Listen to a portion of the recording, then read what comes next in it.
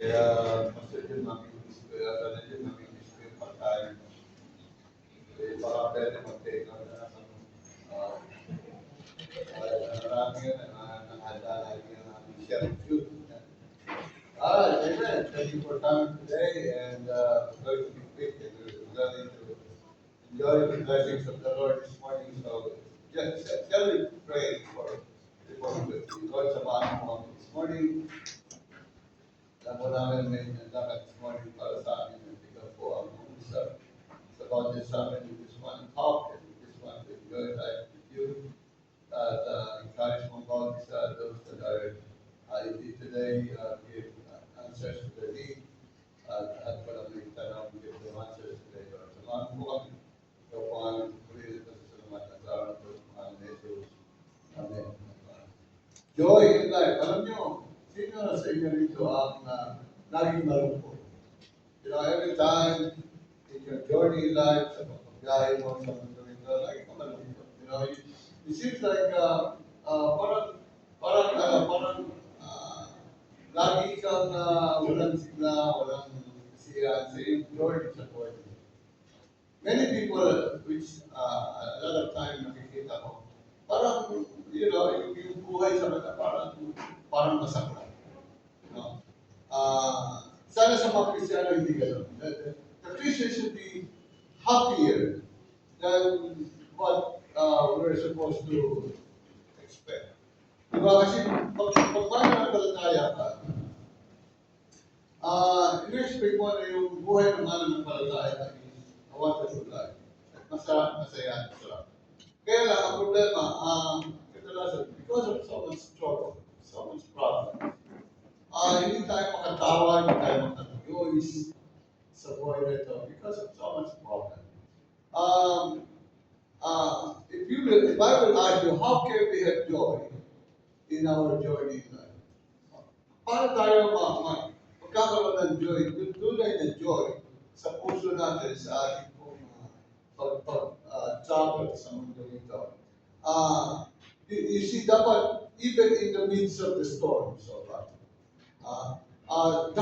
dapat masaya pa rin tayo because we are in the center of God's grace. Kaya kung titignan nyo, sabi rito sa gagamitin natin, Ephesians chapter 2, verse 1, sabi nito, my little children, if you notice it yan, he was talking to his people, to the children, he treated them as children, sabi niya rito, these things I write unto you, that you sin not. So, in other understanding, sabi ni John, sinusulat ko ito sa inyo para hindi kayo magkasala. Because he knows that when you are sinning in this life, you will not really enjoy that. Every time there's a sin in your heart, sin inside of your life, there is something that bothers you all the time, and you cannot rejoice. Lalo na pagka you are, sabi rito, if you are sinning, sabi niya, I write this unto you that you sin not. Hindi ka dapat magkasala. Sabi niya, if you committed sin, sabi niya, if you have sin, which normal, in this lifetime, kasi natin po tayo sa buhay na ito, ito ng makasalanan. Sabi niya, don't worry, we have an advocate, which is our Father, the Lord Jesus Christ. Dito kinuha sa 1 John 1:9, yung sinasabi, if we confess our sins, He is faithful and just to forgive us of all our sins.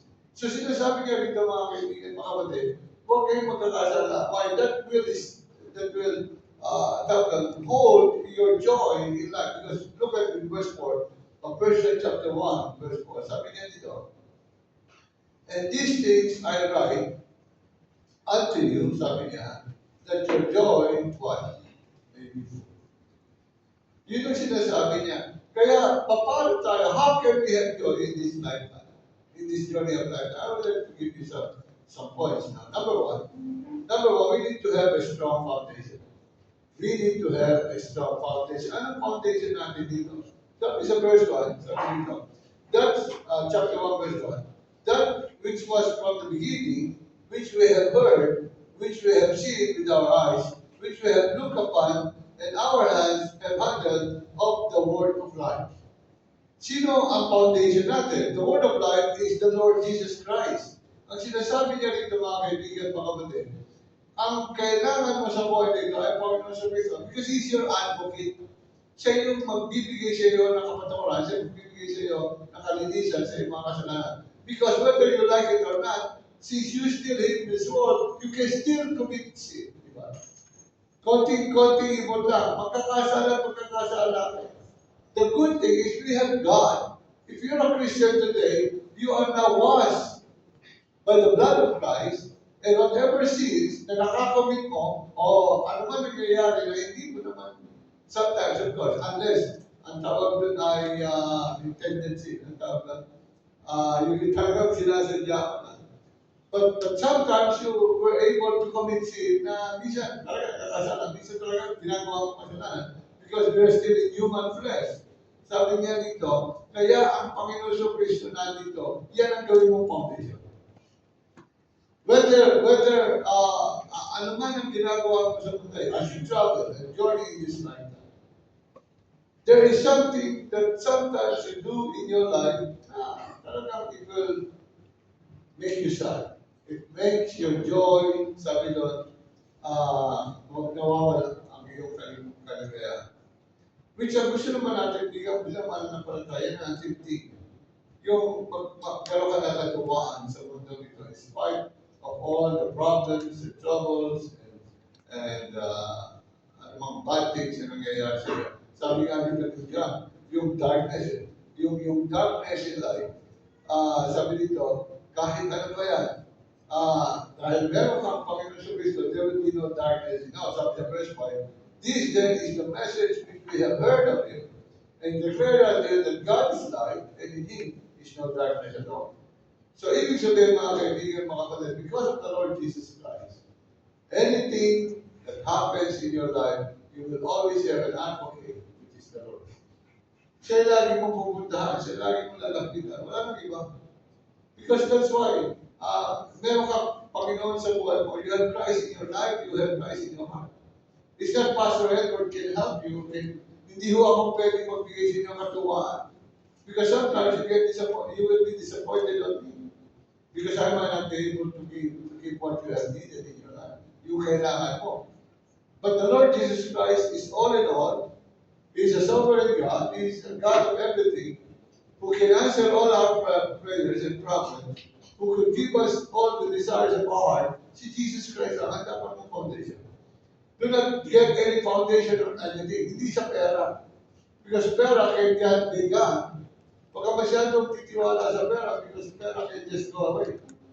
Lilipad na lilipad yan. Madaling mawala. Don't put your foundation in wealth. Kahit ano pa, pera, di ba?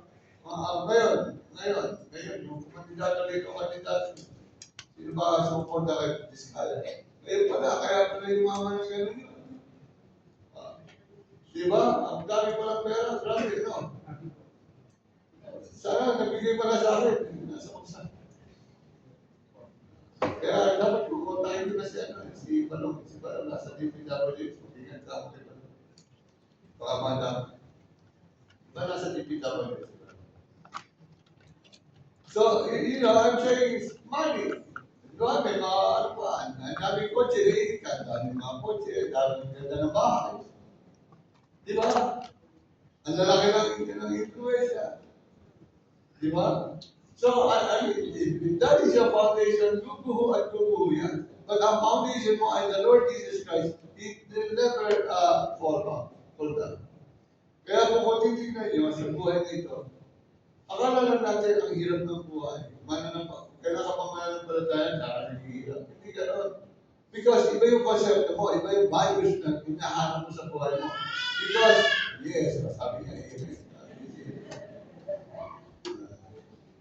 diba? Ang buhay nito, mga kaibigan, mga kapatid, ay pwede lang ipagkatiwala mo sa buhay ng Diyos ang Panginoong Kristo na siyang nagbibigay sa atin ng kalakasan.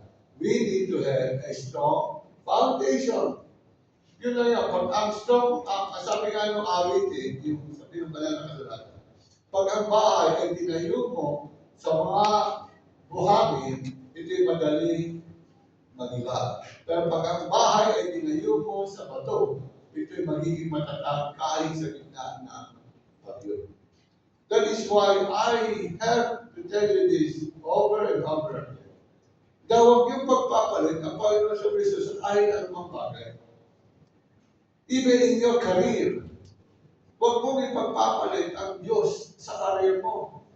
Sometimes you forget your God because of your career. Mas iisip natin yung career natin kaysa sa Panginoon. At alalahanin niyo, ang Diyos ang nagbigay sa inyo ng career. Siya ang bibigay sa iyo ng pera, siya ang bibigay sa iyo ng trabaho, siya ang bibigay sa iyo ng anumang meron ka. Di ba lagi kong sinasabi, sabi nga ni Job, sabi niya, nung ako'y pinanganak sa mundo ito, ako'y hubad. Kaya babalik din ako sa langit ang hubad. So ano pa kailangan mo ipunin? Ano pa kailangan mo gawing pundasyon sa buhay nito para maging matatag ka, magkaroon ka ng joy sa buhay nito. Kaya madaming mga tao, lalo ng mga mananampalataya, they cannot enjoy life because their values are iba. Pero kung ang values mo ay laging sa Panginoon sa Kristo, hindi ka mawawala ng katawaan. Kahit minsan wala kang makain, minsan meron kang karamdaman, minsan kinakapos ka, minsan hindi mo alam kung saan kakakaan, kung walang pera pambayad, minsan alam mo, iiwanan ng Panginoon. Sabi ng Panginoon, hindi kita iiwan, hindi kita pababayaan, hindi kita ilalagay sa alanganin because nagtitiwala ka sa akin. That's what we do. You know, because you put your foundation, you put your feet on the foundation which is the Lord Jesus Christ. Kahit ano pang problema, kahit ano pang bagyo, kahit ano pang suliranin, ay hindi ka matitibag, hindi ka matitinag sapagkat ang pundasyon mo ay ang Diyos. You need to have a strong foundation. Huwag kang lalayo sa Diyos. Lalo na pag marami kang problema, nakikita ko sa maraming mananampalataya, kung kailan maraming problema, tsaka siya lumalayo sa Diyos. Kung kailan maraming suliranin, tsaka siya lumalayo sa Diyos. Meron din namang iba, kung kailan naman siya pinagpapala at gumagana yung biyaya ng Panginoon, lalayo na rin sa Panginoon at mamahalin yung biyaya binigay sa Kanya. Yun ang maraming problema sa mga mananampalataya. Sometimes we worship the gift than the gift. Sometimes we worship the gift instead of the giver. Kaya nakakalimutan niya. Kaya sabi ng Panginoon, because of that, kalimutan niya kita.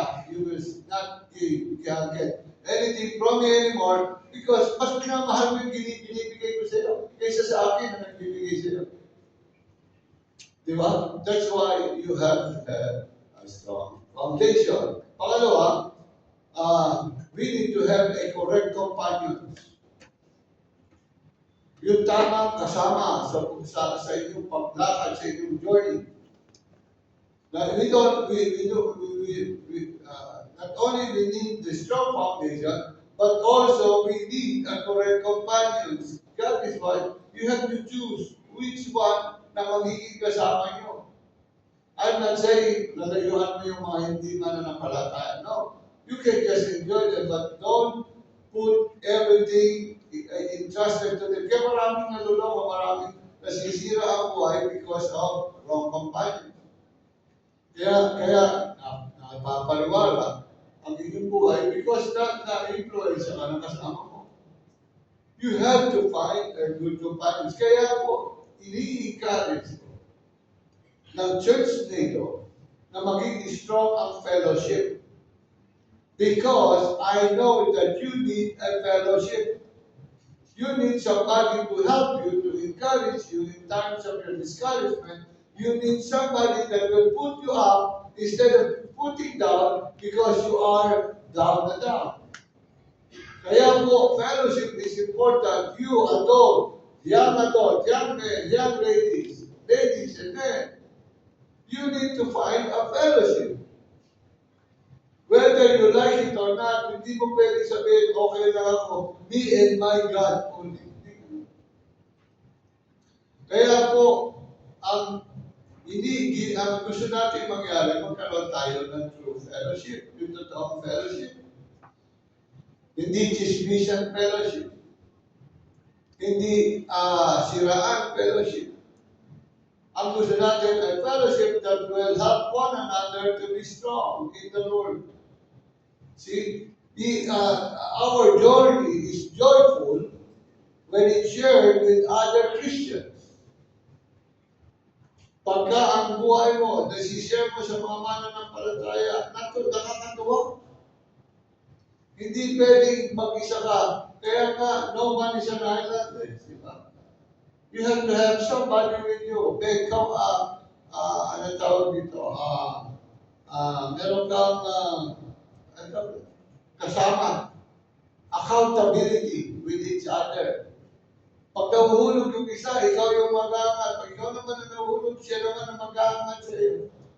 That's why if you're not part of the fellowship, be part of the fellowship. Kaya nga, the fellowship, men fellowship, ladies fellowship, youth fellowship. Let's get it stronger. Because we need one another. Lalo na pagka ang isang tao ay nalulungkot. Lalo na ang isang mananampalataya ay durog na. Di ba, many times in your Christian journey, in your lifetime, yung gusto mo, meron ka man ng katuwang, lalo na sa hirap na dinadaanan mo, lalo kung may sakit ka. Lalo na if you have, sometimes talaga, nagkakamali tayo sa kinakain natin, nagkakaroon tayo ng masamang sakit. Di ba? Lumalala tayo sa sakit. Mga kanyang bagay. You have to really have somebody na pwede mong sabihan. Sa Tagalog ka, ututan din na. Pari ka makikita. Yung lagi ka usap. Di ba? I'm telling you always, when I'm not a Christian yet, pag galing ko sa trabaho, naghahanap ako ng kainuman. Di ba diyan? Nahanap natin. Kainuman no? Ako that's honestly, that's my life. Hindi pa ako mananampalataya. Galing ko sa trabaho, kailangan ko ng kausap. Di ba? You need to, tagay mo na ako. Pupunta kayo sa isang, hindi ako, pare. Di ba, gusto mo inuman mo na tayo. Because you want a fellowship. Yung mga babae, kaya nga nagiging maritis Nasosobrahan naman sa maritis, sa chismis. Kasi gusto niya kausap. Mas maganda ang maritis niya ang Panginoon sa Kristo. Amen? Wala nagiging gusto babae. Di ba? Kaya nga, di ba? Yun ang kailangan natin. We have to have somebody to be with us. It's a biblical fellowship. Not we are perfect. Of course, no one is perfect. But because we need to release, sa psychology, you release the pain, you release the stress na dinadama sa trabaho. You want to remove the burdens of your life. Isishare mo sa kapwa. Di ba? Ganun din yun. Kaya nga, napaka-importante ng fellowship. Di ba? Yung mga lalaki, kailangan nakasama, kausap. Lalo na, alam nyo kasi, pagka yung mga lalaki, pagka kausap ang kanilang mga asawa, hindi sila makapag-deliberate. Mahirap nilang talunin ang asawa nila. Yung mga lalaki, kaya yung ibang lalaki, para doon niya tatalunin. Kasi hindi niya lagi patalo yung kanyang asawa sa usapan. Kaya para niya. Wala rin nag-pinagay. Minsan, that's the joke of men. Di ba? So, you have to have a correct contact. You have to really have somebody na talagang makakasama mo sa mga bagay nito. And you will enjoy life.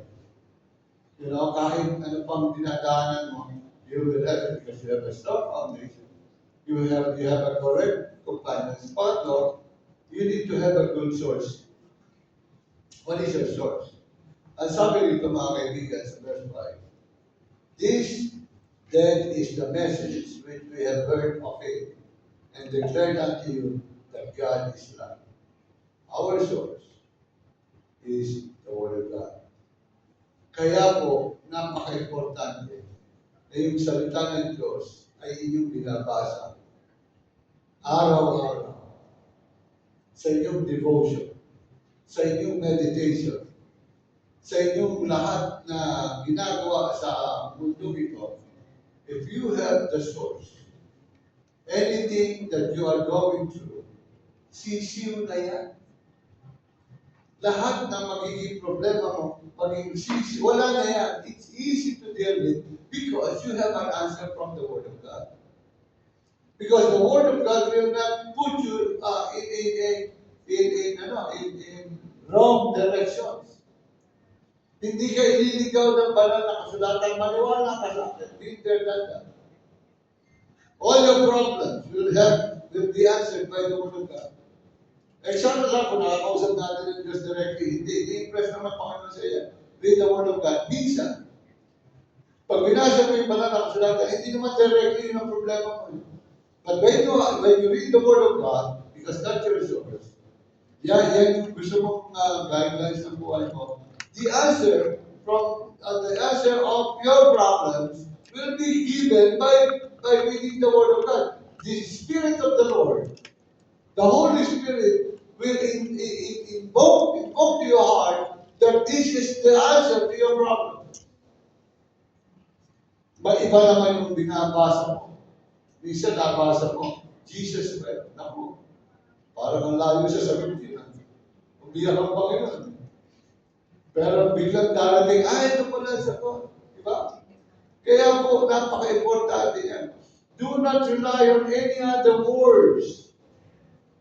Kahit ano pang sabihin nyo, this is always the best source of our life. Matutuwa ka. Sabi nga ng banal na kasulatan sa salita niya, Psalms 119, verse 105, sabi niya, thy word is a lamp unto my feet and a light unto my path. The word is a lamp unto my feet and a light unto my path. Ibig sabihin, yun ang source ng ilaw mo, ng guidance mo. Sabi ng Psalms 119, verse 130, the entrance of thy words gives light. It giveth understanding unto the simple. So kahit ano pang sabihin mo, hindi ako nag-aral, wala akong pinapos, the Word of God will always illumine and it always give you understanding even you are just a simple person. Then sabi ng banal. That's your source. That is your source. Ibig sabihin, mga kaibigan, mga kapatid, huwag ka na maghanap ng kung saan. Just look at the Word of God. This is the Word of God that needed in your life. Huwag ka na mag-isip ng kung ano. Just always come unto the Lord. Mabuti nga, meron tayo church that we could gather every Sunday. Wednesday, every prayer meeting. That you could always come with one another and pray together, pray with one another. And you look at the Word of God, you search the Word, and you will find an answer to it. Huwag ka na maghanap ng tugon sa ibang mga source, kundi sa salita lang ng Panginoon. Because the light, the guide, the Word of God will guide you in your journey in life. Doon ka magiging doon ka mag-religious, doon ka matutuwa. Kasi alam mo kung saan ka pupunta, you have no direction. Ang problema sa maraming tao, lalo na sa mga mananampalataya, you don't know where to go. Naiba ang focus, naiba ang direction, na-divert ang ating pagpunta sa gusto natin punta. See, the light, the Word of God is the light into your path. Hindi ka maliligaw. Ito yung sinasabi niya ang tamang daan. Ang tamang daan ay ang salita ng Diyos. Wala nang iba. And that is why it is important for you to understand today na wala kang ibang pupuntahan kundi ang salita ng Diyos. Kaya ka natutuwa. Because suddenly you will find an answer to the Word of God, which is our God, our life in His Word. That's the source. And last, listen back. That God, number 4, we have a godly goal. Now, sabi sa verse 6 and 7, makikita nyo lang. Makikita nyo yung goal natin ay nagkakaproblema because it's not godly. Now, one of the reasons why you have a sad countenance in life is because yung goal mo mali. Now, I always tell you this, Christian. If you are a Christian, and if you are a child of God, and if you are a believer, your goal in life should always be godly. Papunta lagi sa Diyos. Anong ibig ko sabihin? When you are young people, I'm looking for a course to study. Anong pag-aaralan ko? Lagi ang sagot, yung makapagpupuri sa Diyos. Yung makapagpupuri sa Diyos na binigay ng Diyos ang talentong ito sa iyo. When you look at, kaya ang dami mga Kristiyan, ang laging naguguluhan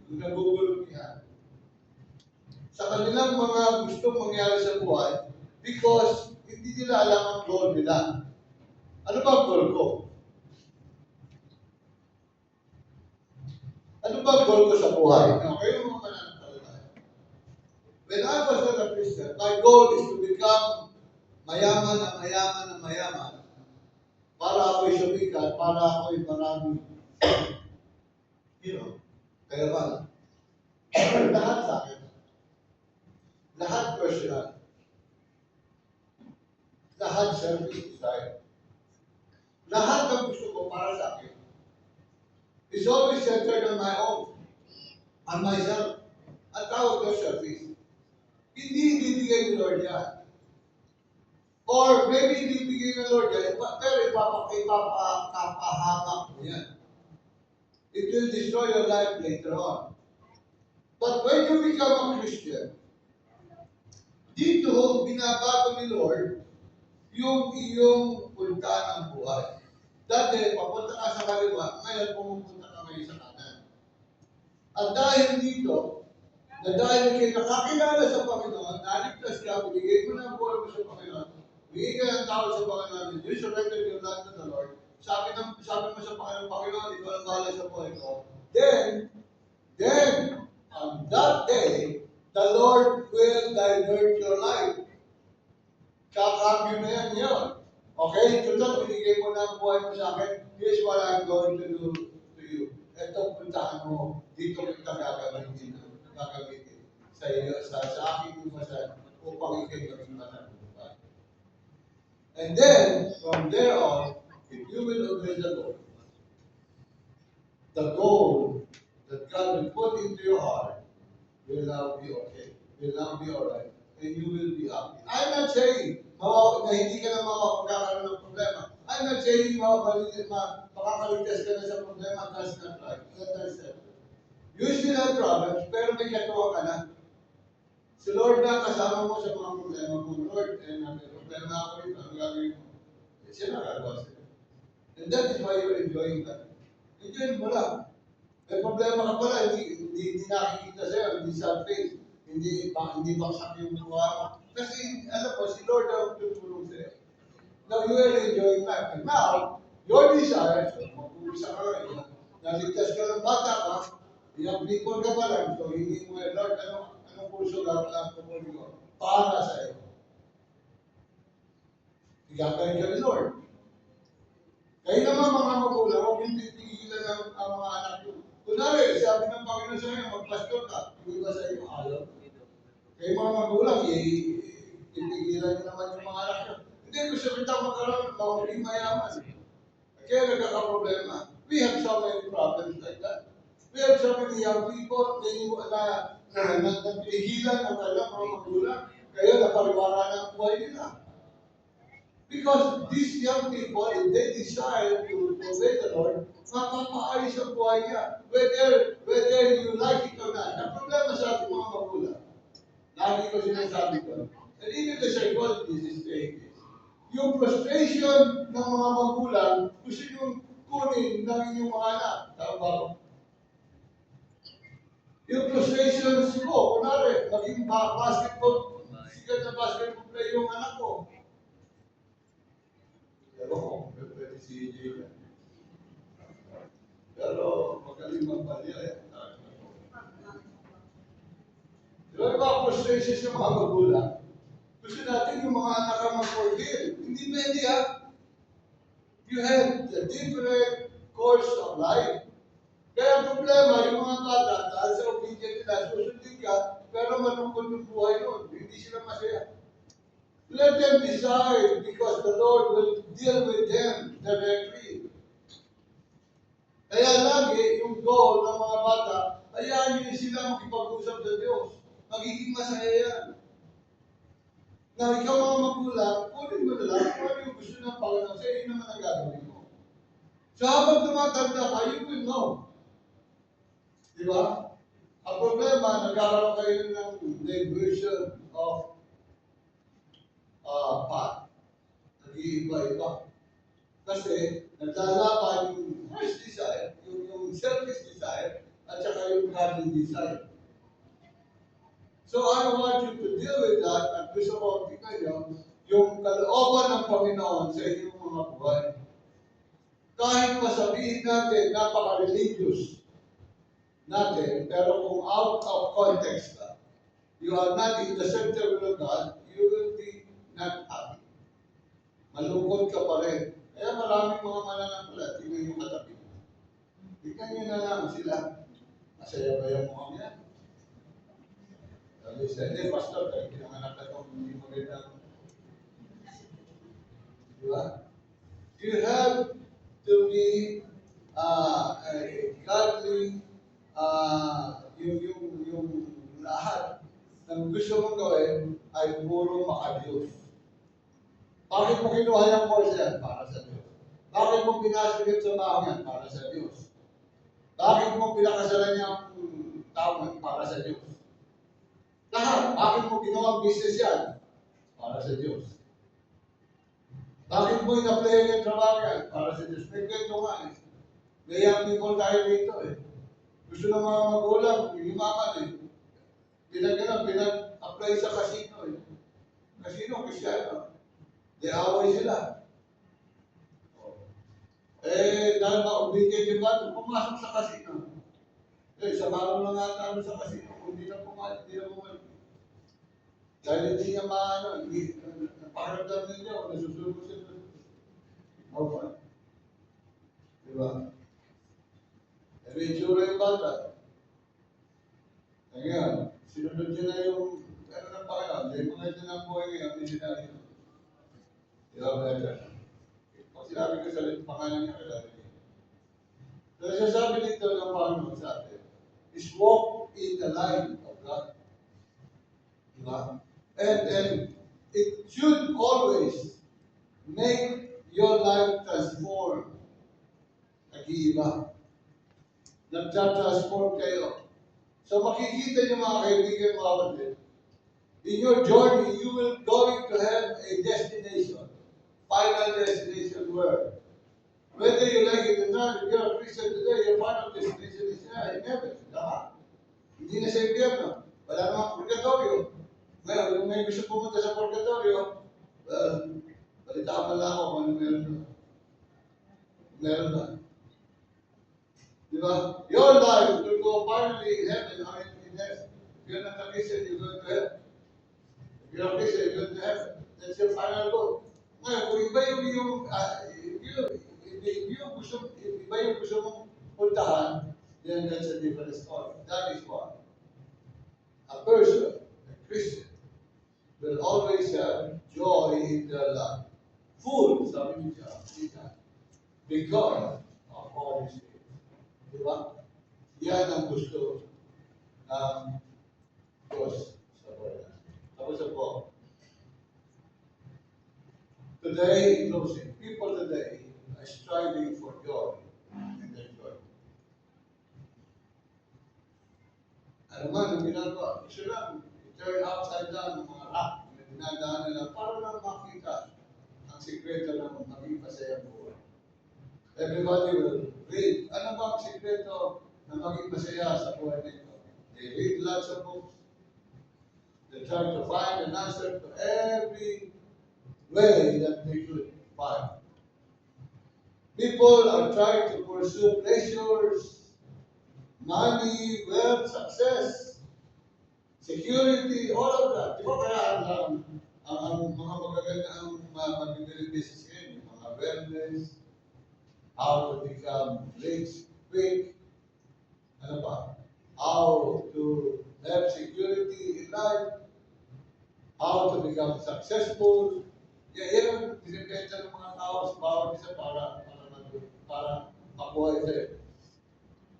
But I am telling you today that joy is only found by having a strong foundation, correct companions, good source, and a godly goal.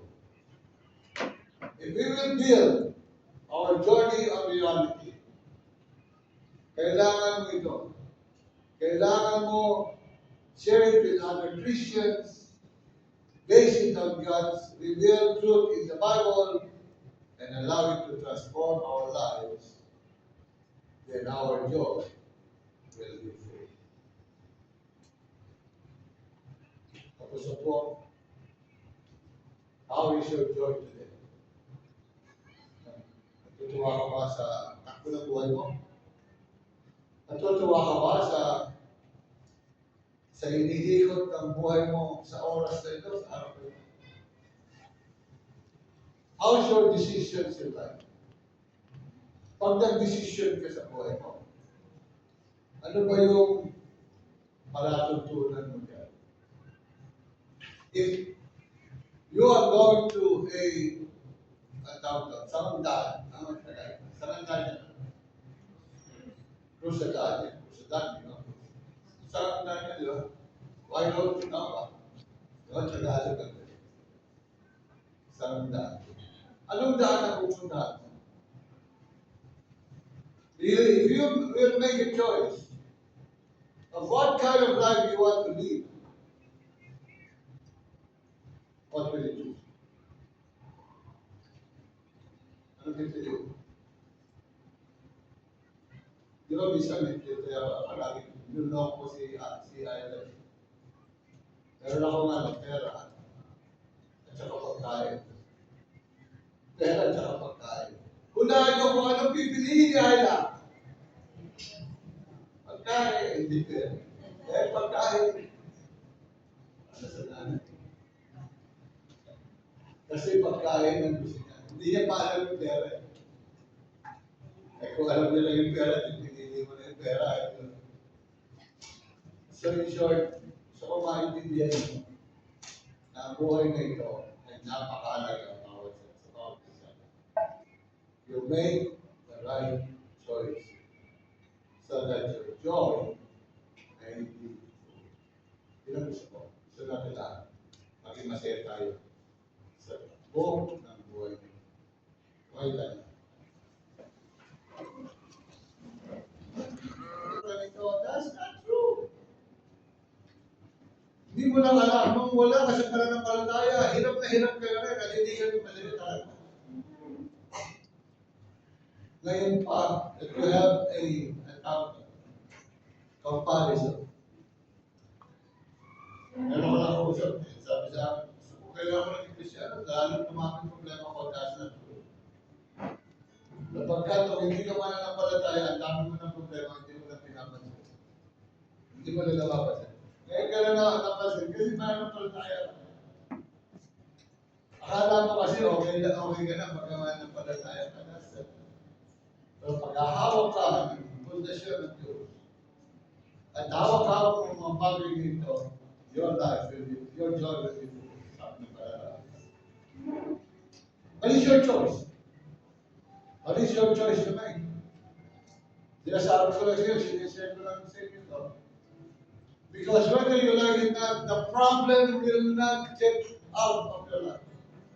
Hindi lalayo problema sa buhay mo yan.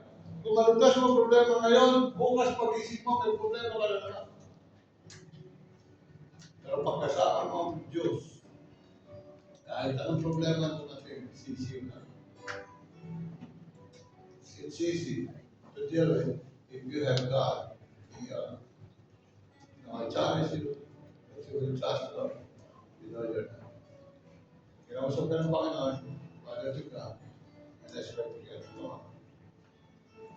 Kung meron kang dalahin, bigay mo sa Diyos. Kung may kabigatan ka, bigay mo sa Diyos.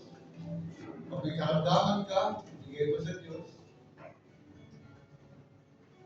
Ano man dahilan ng buhay mo na nagpipigil ng kaligayahan mo, ibigay mo sa Diyos. Ano man ang dinadaanan mo, ibigay mo sa Diyos. Yes, that's true. Just give it to the Lord. Just give it to the Lord. Don't give it to other people. Just give it to the Lord. Bigyan mo sa Panginoon yan. Ikwento mo sa Kanya. Lord, ito dinadaanan mo. Lord, gusto mo na maging matatag. Gusto mo na maging maayos sa relasyon mo sa iyo. Lord, ang dami ng problema, ikaw lang para rito. I want this joy to be full in my life.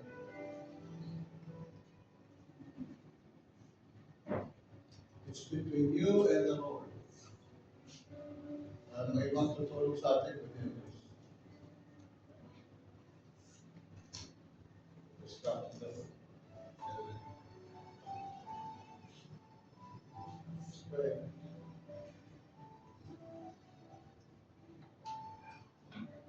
Salamat tayo.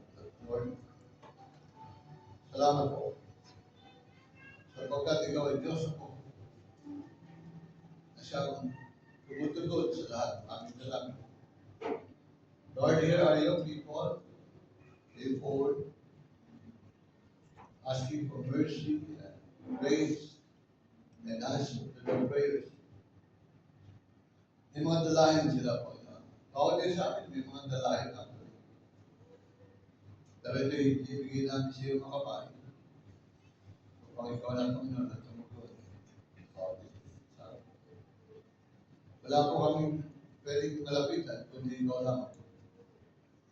Wala po kami pupuntahan, kundi ikaw lang. Lord, yung mga nagnanakaw ng kaligayahan sa buhay namin, alisin mo. Yung pumipigil ng kaligayahan sa buhay namin, Lord, alisin mo. Patuloy mo kami bigyan ng joy in food. Samahan mo po kami sa takbo ng aming buhay so that we can have joy in our joy. Bless this church, bless your people, and I pray in the name of Jesus, you answer the prayers. At sa pagtatas mo na kamay, wala ka walang alim, ikaw may malipagpas. Ikaw patuloy na malalaki sa buhay namin. Ikaw patuloy na magbigay sa amin ng katuwaan, siya, payapaan, at sinta sa buhay. Magkalawang mo rin kami ng material at pinansyal na bagay upang kami maging buhay na matutoo sa likod ng mga sabi nila na kami ay hindi mo pinapagyan. Ikaw po ang magpala, ikaw makita ka namin ng mukha, ikaw ang aming tanda sa pupuri, at ikaw ang magkawat sa amin, papapala sa bawat isa. Sa ngalan ng Ama, ng Anak, at ng Espiritu Santo. Amen. So, sa tayo may magkakaroon sa atin.